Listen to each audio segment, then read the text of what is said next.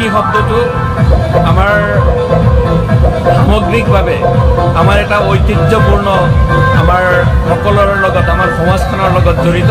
আমাৰ মৌদকা কুয়া, নাগৰতলা, চৰকি, কমেডিয়ান খৰাজ মুখাৰ্জী।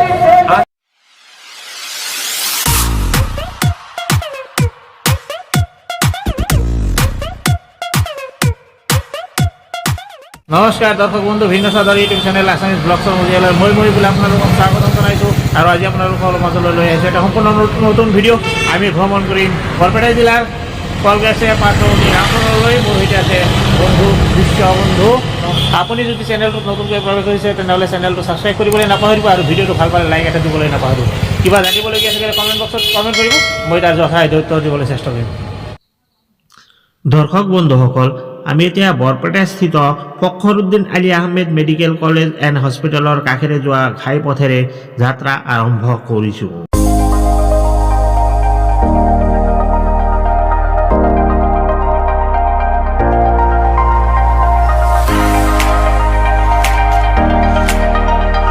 আহি আমি বেকি নদীৰ ওপৰত নিৰ্মিত কাৰাৰkur দলং পালোহি। এই দলংখনে বৰপেটা আৰু কলগাছিয়াৰ মাজৰ দূৰত্ব প্ৰায় 30 কিলোমিটাৰ হ্ৰাস কৰিছে।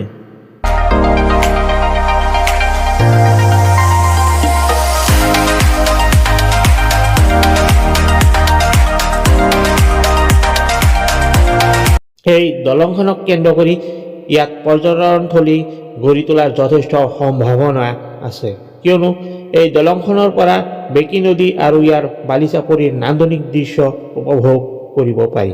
কিন্তু পৰিতাপৰ বিষয় যে বেকি নদীৰ খহনীয়াই এই কাৰাৰkur দলংখনৰ প্ৰতি ভাবুকি কঢ়িয়াই আনিছে। এই ক্ষেত্ৰত প্ৰশাসনে গুৰুত্ব প্ৰদান কৰা উচিত। এয়া নিৰ্মীয়মান বিএড কলেজৰ কম্পাউণ্ড।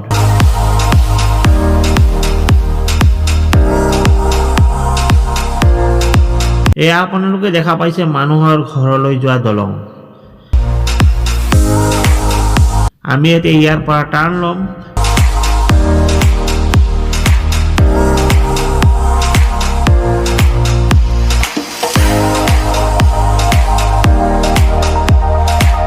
ইতিমধ্যে ধৰাৰ বুকুলৈ সন্ধিয়া নামি আহিছে আৰু আমিও আহি পালোহি ৰামপুৰ।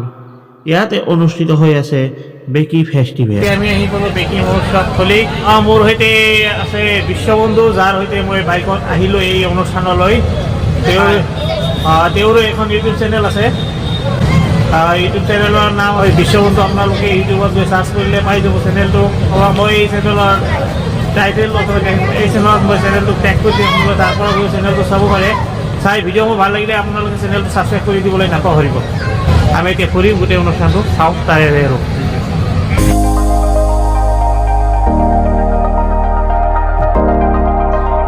মহোৎসৱস্থলীত আছে এটা আটক ধুনীয়া চেলফি স্পট। ইয়াত যথেষ্ট দৰ্শকৰ সমাগম হৈছে। কাষতে আছে সুন্দৰকৈ নিৰ্মিত মহোৎসৱৰ অস্থায়ী কাৰ্যালয়।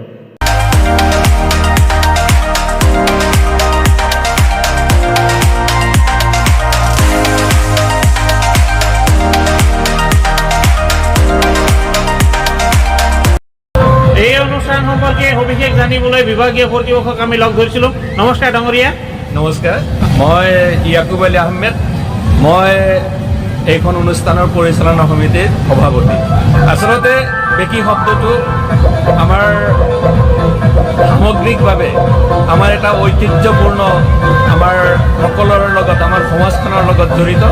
কাৰণ আমি য'ত থিয় হৈ আছোঁ এই জাগাটো এটা সময়ত আমাৰ চলন্ত বেকি নদী আছিল আৰু আমাৰ সন্মুখলৈ প্ৰায় 100 মিটাৰ পশ্চিমলৈ আমাৰ এই বেকি নদী বৈ গৈছে। কালক্ৰমত এই বেকি নদীটো ইয়াৰ পৰা লাহে লাহে পিছুৱাই গৈ গৈ বৰ্তমানৰ অৱস্থান কৰিছে।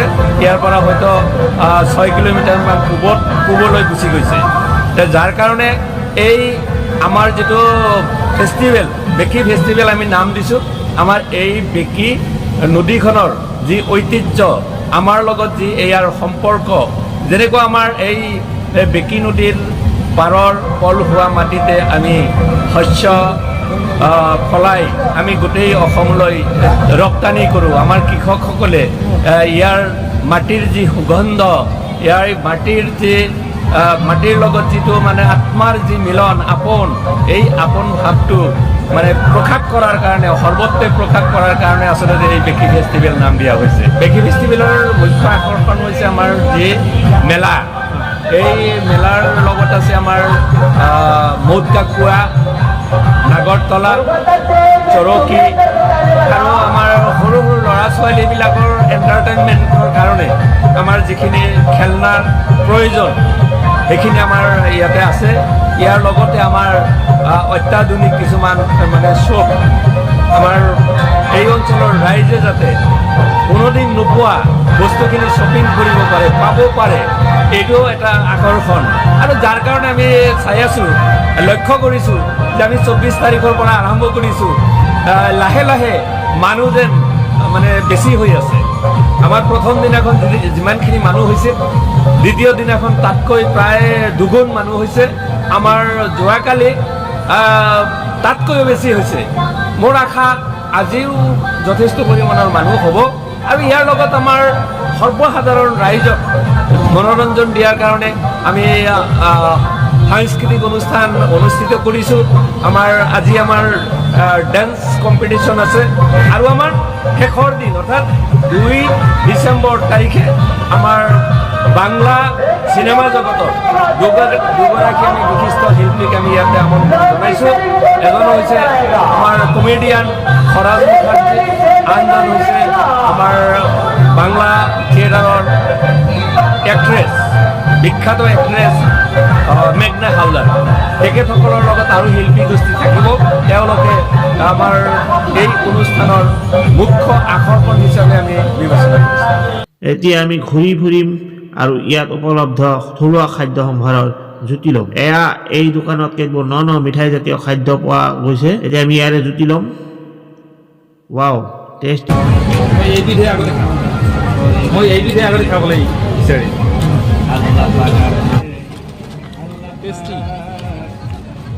অলপ ব্যতিক্ৰমী বস্তু।